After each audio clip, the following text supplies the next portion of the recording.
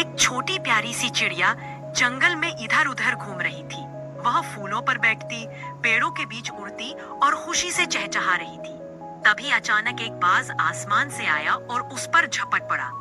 चिड़िया डर गई, लेकिन उसने हिम्मत नहीं हारी। वह तेजी से उड़ती हुई झाड़ियों के पीछे छुप गई, फिर एक घने पेड़ के अंदर जाकर बैठ गई। बाज ने बहुत कोशिश की, मगर वह चिड़िया की चतुराई से हार गया।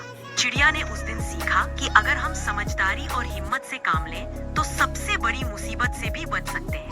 सीख: छोटा होना कमजोरी नहीं, होशियारी और